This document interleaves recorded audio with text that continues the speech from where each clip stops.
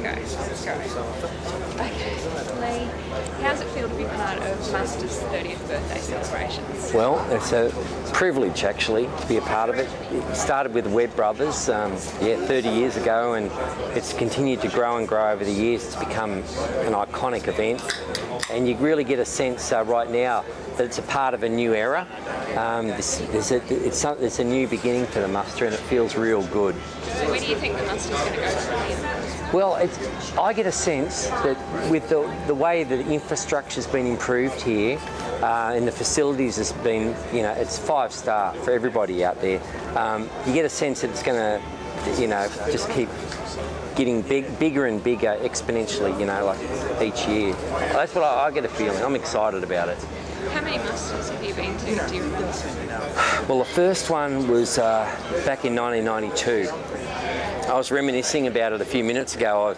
I actually had I got food poisoning on the way up, and I was so crook, and I was nervous because I had a new album out, and Outback Club and Boys from the Bush, and went out on stage. I was pale white, but somehow got through it. But since then, I don't know, would there be 10?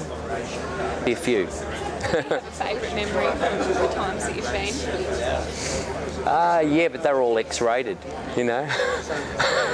out there out in the audience. But emblazoned in my mind. Oh no. Who inspires you?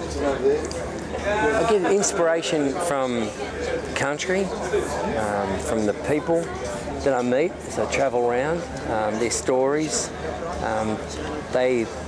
I guess that's where a lot of the ideas for the songs on the albums come from, and my own personal experiences, of just being out there getting around the country. What's coming up next for you? Well, next I've got, I'm working on a new album right now, and I'm kind of in that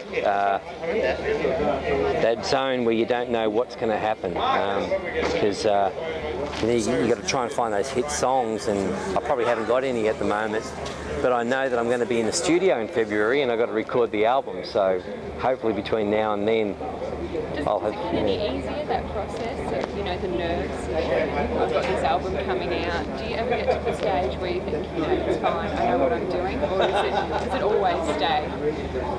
You get a bit of an idea, you get a bit of an understanding as to know that there is a certain standard or level, quality of material that you have to aspire to, but at the end of the day, you can only do the best you got, and the rest comes from up there,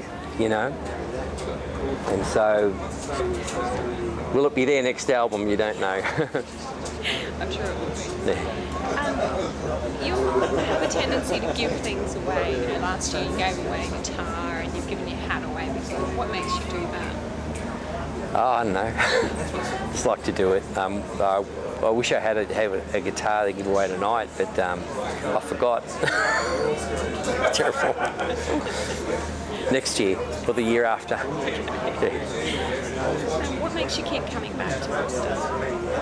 Well, this is a totally iconic event in Australia, and I think the thing that makes it different from a lot of other musical events is that people actually come in here and they camp out, sit around the campfires, and the smoke from the campfires sort of, permeates the whole atmosphere here, and it's just uniquely Australian.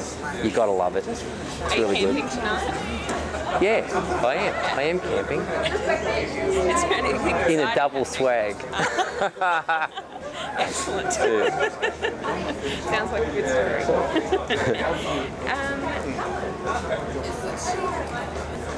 Was there anything special about your set this year?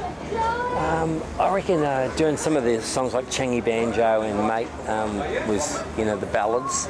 I really enjoyed doing that. And Missing Slim really was a standout for me.